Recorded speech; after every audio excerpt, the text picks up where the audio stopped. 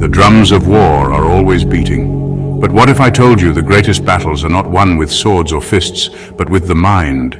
Today, we're going to explore the darkest secrets of Stoicism and reveal the 5 ways to destroy your enemy without fighting them. We'll delve into the minds of emperors and slaves, philosophers and warriors, to uncover the strategies that have toppled empires and broken the wills of men. Prepare yourselves, because the path to victory is often a path shrouded in shadow. The first weapon in your arsenal is indifference. Imagine a fortress, impenetrable walls, archers at the ready. Now imagine that fortress simply isn't there. That is the power of indifference. Epictetus, a Stoic philosopher who lived as a slave, said, "It's not what happens to you, but how you react to it that matters." Your enemy feeds on your reactions, on your anger, your fear, your despair. They are a fire that needs fuel to burn. Indifference is like starving the fire of oxygen. When you refuse to be drawn in by your enemy's provocations, you take away their power. They are left flailing at shadows, their attacks meaningless against your stoic calm. This isn't about apathy, it's about choosing your battles and recognizing that the opinions of others, especially your enemies, hold no real power over you. Let them rage, let them scheme, let them exhaust themselves with their own negativity. You have already moved beyond their reach. Think of it as a form of mental jujitsu, using your enemy's own strength against them. They expect you to fight, to meet them on their terms. Instead, you present them with a void, an unyielding wall of indifference that will eventually break their spirit. This takes discipline. It means mastering your emotions, training your mind like a Spartan warrior trains for battle. But the rewards are worth it, because in a world obsessed with conflict, indifference becomes the ultimate act of rebellion. Remember, true strength lies not in meeting force with force, but in possessing the self-control to choose your battles. To remain unmoved in the face of the storm, that is the power, the devastating power of indifference. Now let's talk about the mind, the battlefield within. This is where the true war is won and lost. Seneca wrote, "The greatest glory in living lies not in never falling, but in rising every time we fall." But what if you could make your enemy the one who falls? Psychological warfare exploits the weaknesses within your enemy's mind. It's about planting seeds of doubt, nurturing their fears, and watching as their insecurities bloom into defeat. Your success is a powerful weapon. Nothing demoralizes an enemy more than seeing you thrive. Every victory chips away at their resolve. Expose their hypocrisy. Everyone has skeletons in their closet. Remind them of their own failings. Shine a light on their inconsistencies. Fear is a powerful weapon, but wield it carefully. Make them question their own judgment. A hesitant enemy is a vulnerable enemy. The battlefield of the mind is subtle. It requires patience, strategy, and understanding human nature. The rewards are immeasurable. Control your enemy's thoughts, control their actions, become the architect of their downfall. Use your intellect and understanding of psychology. Turn the tables, make them fight on your terms. Master psychological warfare and win half the battle before it begins.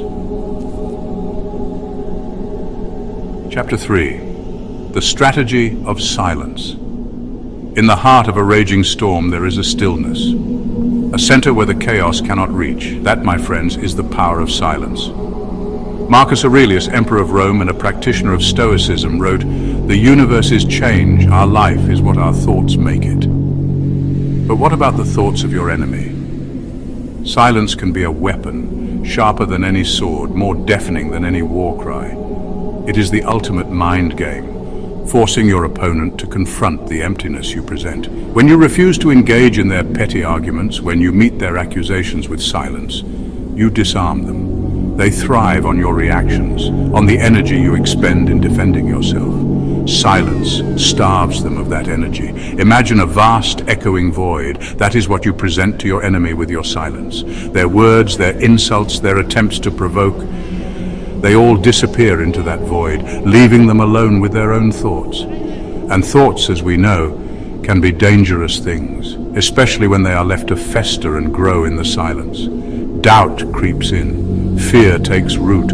Their own insecurities become amplified in the absence of your response. This isn't about weakness. It's about choosing your battles wisely. It's about understanding that sometimes the most powerful thing you can say is nothing at all. The world mistakes silence for weakness, for surrender. But those who truly understand its power know that it is anything but. It is the calm before the storm, the gathering of strength before the decisive blow. Use it wisely, use it strategically, and watch as your enemy, starved of your attention, withers in the face of your silence.